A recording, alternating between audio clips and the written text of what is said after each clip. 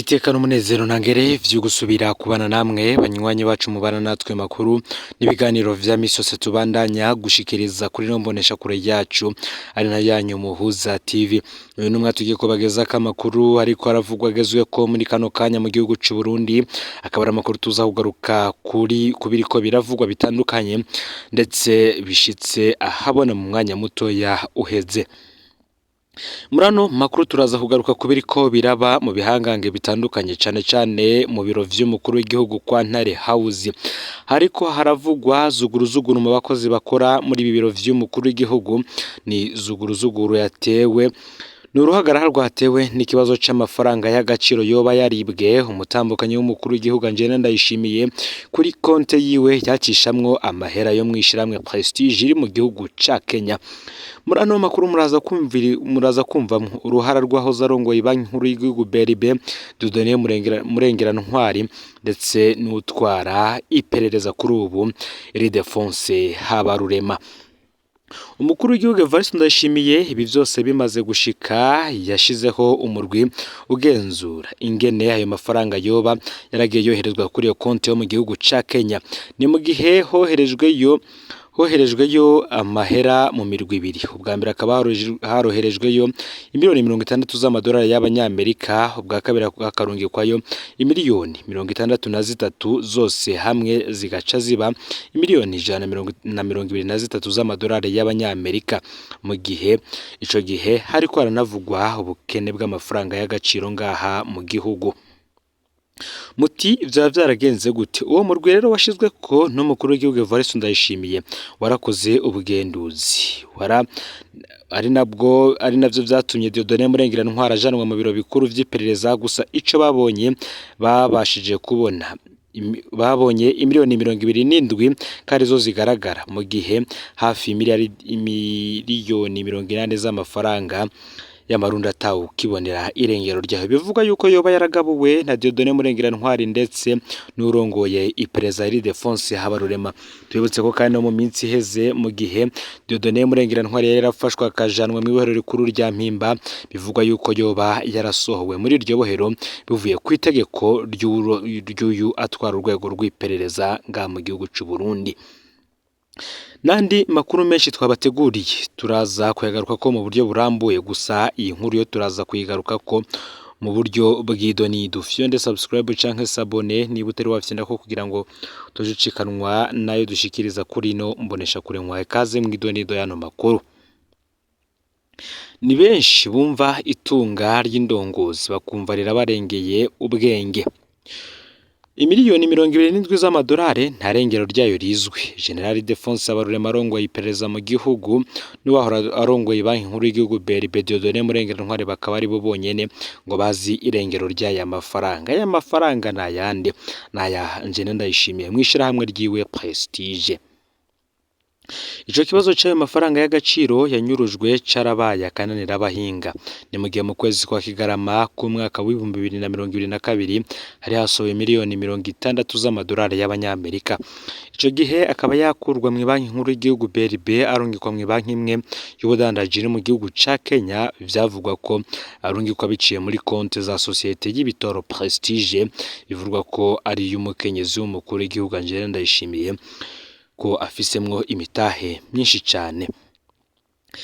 Budakeye na kabiri mu kwezi kwa Ruhuhuma mu mwaka uheze w'2023 barasubiriye barasohora izindi miliyoni 63 z'amadolari y'abanyamerika zica ziba imiliyoni 123 z'amadolari y'abanyamerika, mu gihe mu gihugu havugwa ubukene bw'amafaranga y'agaciro. Ico gihe muri Bivye abakozi baratabaje.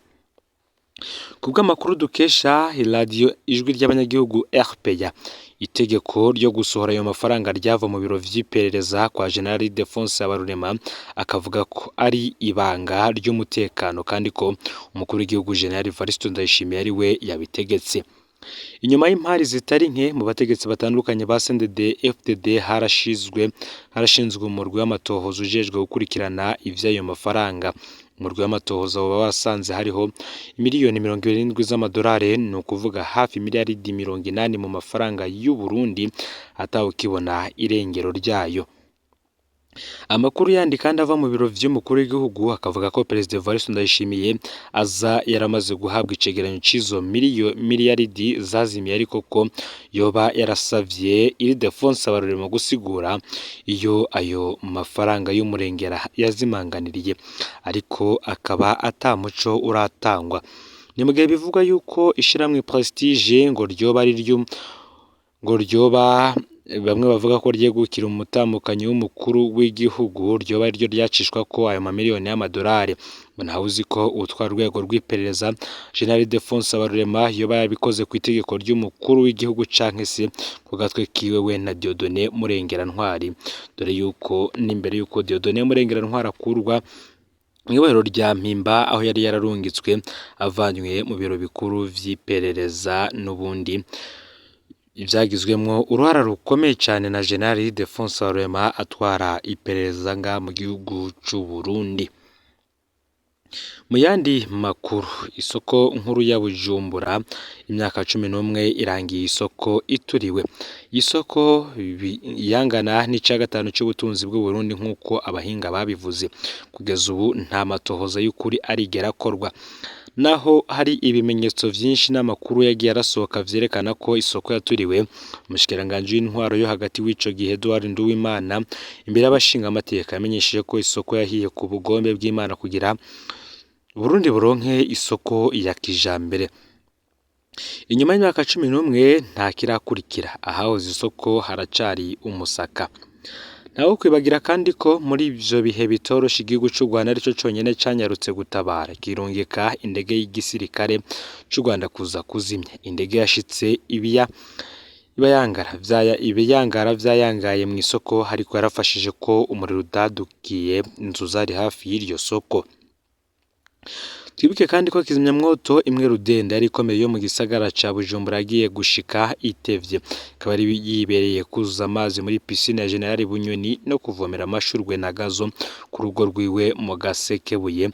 Bunyoni ico gihe akaba ari igihangange kidasanzwe. Muti ivyagenze gutereka tubigaruke ko ku buryo burambuye. Hari mu gatondo ko kwigenekerezo ya 27/0 umwaka w'2013 Bujumbura. Abuguruye radio ico gitondo bumvise umukuru wa Rukome Gabriel Rufyiri hasemerera kuri radio Bonesha, akaba ariko atabariza isoko nkuru ya Bujumbura, yasaba abategetsi kunyaruka mu gisagara ca Bujumbura kwirabira ivyariko bibera ku isoko nkuru. Ico gihe yasaba kandi ko hafatwa ingingo zihuta zo kuzinya no gukingira igisagara cose, akaba yabaza iyo kizimyamwoto iri. Ako kamo nakamo katumye abantu benshi cane bashwa baduka mu mihingo yose y'igisagara biruka kuraba ibiriko biraba. Ikirere cari cuzuye imyotsi, imbeya z'umuriro zariko zirarigita isoko. Abarinda baragerageza gusora ibidandazwa bahambije, abasuma nabo bakaba baratoreye akajisho. Umuntu yasohora ivyiwe asubiye kuzana ibindi agasanga ivyo yasohoye ubwa mbere vyagiye. Uwo munsi wari uteye ubwoba, wari uteye agahinda, wari ubahaburiye utwabo twose basubira mu busa. Uwo munsi igisagara ca Bujumbura cari gifise ikiduga kimwe co kuzimya umucanwa kizimyamwoto. Ico kiduga cabikwa mu gipolisi kijejwe uruja n'uruza mw'ibarabara. Kuva aho cabikwa gushika ku isoko nkuru ya Bujumbura rwari urugendo rudashika n'iminota 7, ariko haraciye hafi amasaha 2 isoko risha kizimyamwoto itarashika. Ikinyamakuru Iwacu canditse ico gihe ko ico kimodoka catevye kuboneka kubera cariko kivomera amashurwe na gazon yumwe mu bajenerali b'ibihangange vya CNDD-FDD mu Gasekebuye. Bamwe bavuga ko aho hantu ho bari kwa General Arengiyome Bunyoni, yari umuyobozi mwishikira mu biro vy'umukuru w'igihugu, chef de cabinet civil de présidence du président de la République. Ico gihe kizimyamwoto yagiye kuboneka vyayangaye, gutyo rero isoko yarahira tokombera atagitabara. Ubwoba bwari bwinshi ko umucanwa hashobora gutandukira inzu zegera isoko, maze n'igisagara ca Bujumbura cose gihava gifatwa. Igihugu c'u Rwanda akaba arico carungitse indege yakajugujugu yafashije kuzimya kugira ngo umucanwa ntutandukire izindi nyubakwa. Benshi kandi baracibuka indege yakajugujugu y'u Rwanda yazirayora amazi muri Tanganyika ija kuyasuka hejuru y'isoko yariko irasha. Aho ni umucanwa wagiye kuzima niho umucanwa wagiye kuzima ariko nta cari gisigaye, ibara ryaza ryaguye. Mu bisanzwe u Rwanda ngo rwatabaye igisagara kubera n'ibindi bice vya Bujumbura vyari gusha. Ivyo zononekaye ni vyinshi cane, ico gihe harononekaye ibidandazwa biciye imiliyaridi 68, vyarahononekariye amahera angana n'imiliyaridi 7 yarazimanganiriye, hatibagiwe amamiliyaridi 20 y'ingurane yahazimanganiriye. Abantu bashika ibihumbi 7 bakorera muri iryo soko baratakaje akazi. Abahinga mu vy'ubutunzi bakavuga ko ica gatanu c'ubutunzi bw'u Burundi coba carahitanywe n'uwo muriro. Nkuko vyama bigenda nta matohoza y'ukuri yabayeho, aho kwitwararika ibijanye n'iyo umuriro wazananye be no kwerekana abakoze amakosa, umurwi ujejwe amatohoza witwaritse kuraba ivy'ubutunzi bw'isoko ingene vyari bitunganijwe. Niho havuye ipfungwa ry'umukuru w'igisagara ca Bujumbura w'ico gihe Maître Evrard Giswaswa be n'abarongozi b'ishiramwe Sojemake ryaraba iyo soko. Umurwi wavuze ko umuriro wavuye kw'ibateri ryahiye mu kibanza cyo kudandarizamwo nimero 4 cyo kwa Vedaste Gasana cari hagati mu isoko, ariko ntiberekanye uko babimenye. Umurwi waravuze ko iteba rya kizimyamwoto ariyo ryatumye umuriro urandagata, ariko abajejwe kizimyamwoto ntibigeze batumwa ko canke ngo bakurikiranwe. General Bunyoni nawe ntiyigeze abazwa ko kizimyamwoto imwe rudende igisagara ca Bujumbura yari muhiriwe kuvomera amashurwe yiwe no kugira neza piscine yiwe. Aha kandi twokwibutsa ayandi masoko menshi cyane yahiye imbere n'inyuma y'isoko nkuru ya Bujumbura, ari mu isoko nkuru ya Kamenge aho yashirya mbere Ngozi inshuro zibiri, Kayanza, Mabanda, Kayogoro, Gitega, Jabe, Mwaro n'izindi nyinshi. Zose ico zahurira ko nuko zasha ku munsi w'Imana, aho se nta matohoza nyezina yigeze akorwa. Bukeye isoko yarayihiye. Umushikiranganje w'intwaro hagati mu gihugu ico gihe Edouard Nduwimana yavugiye mu nama ko hari umugambi ukomeye wo kubakwa isoko ya kijambere mu kibanza cari carayihiye. Ntiyigeze havugwa ivyo gusanura isoko, ahubwo havuzwe umugambi bahafitiye wome ngo vyari vyitezwe ivyo gusha ku isoko. Mu nyuma umushikiranganje Edouard Nduwimana yatangaje ko gusha ku isoko nkuru ya Bujumbura wari umugambi w'Imana kugira huba ku isoko ya kijambere. Imyaka 11 kabiri umanya atagikozwe. Ayo majambo ya Edouard Nduwimana ntiyaje giturumbuka. Ni mu gihe muri Kigarama mu mwaka wa 2012 hari ibinyamakuru vyo mu gihugu ca Kenya vyari vyanditse umugambi wa Moro yari yimirije kubakwa i Bujumbura. Umuntu agasigara yibaza ko leta nyene atari yo yari ikeneye kwirukana abakorera mu isoko nkuru ya Bujumbura kugira ngo ironke ikibanza cyo kubakamwo iyo Moro yari yemereye abanyamahanga. Indwi imwe gusa inyuma y'uwo muriro, Munyapakistan Aliso Muji yararashwe mu mangazini yiwe yitwa Tronika yari kuri Avenue de la Mission Bujumbura. Akaba ari muhiriwe ahamagarwa ku telefone n'abantu batamenyekanye bavuga ko baje kumuri. Hageze rero nibwo yaciye yicwa. Uyu Umunyapakistan Aliso Muji havugwa ko ari we yoba yarazanye ifu poudre yakoreshejwe mu guturira isoko ya Bujumbura. Nkuko vyama nta matohoza yakozwe kuri ryo gandagurwa, kandi nanone bamwe mu bagenzi b'uyu Munyapakistan barahamagaye mu iperereza mu ntumbero yo kumviriza ko hari amabanga yoba yarasigaranye. Umuryango we wabayeho mu bwoba bwinshi cyane ku buryo utubahutse kuvuga ivyo ruzi kuri urwo rupfu rw'uwabo. Haravuzwe kandi ko hari abanyezamu bahora bararira isoko nkuru ya Bujumbura baba baragandaguye kugira ntibaza bavuge ivyo babonye. Aho hose nta matohoza yigeze akorwa. Yindi nkuru itangaje yakurikiye yabaye ivy'urupfu rubabaje rwa Major Jean Bosco Nsabimana batazira Maregos rwabereye i Nairobi muri Kenya muri Rusama mwaka wa 2013. Inyuma y'ameza n'isoko ihiye, intwaza ngabo mu iperereza y'u Burundi yari yahungutse muri Kigarama mu mwaka wa 2012 tumwe ko na General Adolphe Nshimirimana yatwara iperereza. Imbere yo gupfa, Maregos yoba yaravuze mu ibanga ko ari we yashize ibisasu mu rusenge rw'isoko nkuru ya Bujumbura. Ico gihe iperereza ryo bari yarabeshe ko Maregos aje gusanura ivyuma vyatanga amajwi mu isoko ico gihe. Inyuma gato Maregos yoba yarabwiye abiwe ko yagaburiwe ishana ariko asangira na bamwe muri ba general. Yagiye muri Kenya yitwa ko arungitswe kwivuza. Hageze yaratangaye kubera uwaserukira Burundi Ambassadeur Ezekiel Nibigira yanse kumwakira ngo ntamuzi. Ntivyativye nawe yaguye mu bitaro inyuma y'umunsi umwe gusa avyinjiye. Amasoko amasoko yacu akemeza ko yoba yarapfuye anizwe.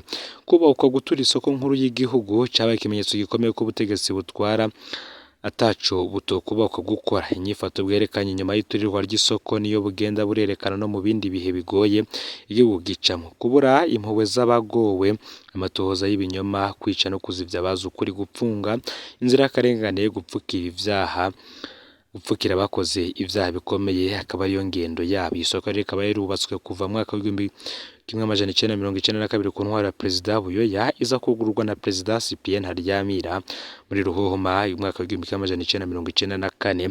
Ntahuze igihe izosubira kubakwa. Fyonde subscribe canke sabone niba utari wafyonda ko kugira ngo utoje ucikanwa nadushikiriza, usangiza no makuru bagenzi bawe kandi aho baherereye hose kugira batoje bacikanwa nayo biriko biravugwa bigezwe ko ngaha mu gihugu c'u Burundi, hanze y'imbizi y'igihugu c'u Burundi ndetse no mu makungu ya kure. No Muza TV Imana ibahezagire.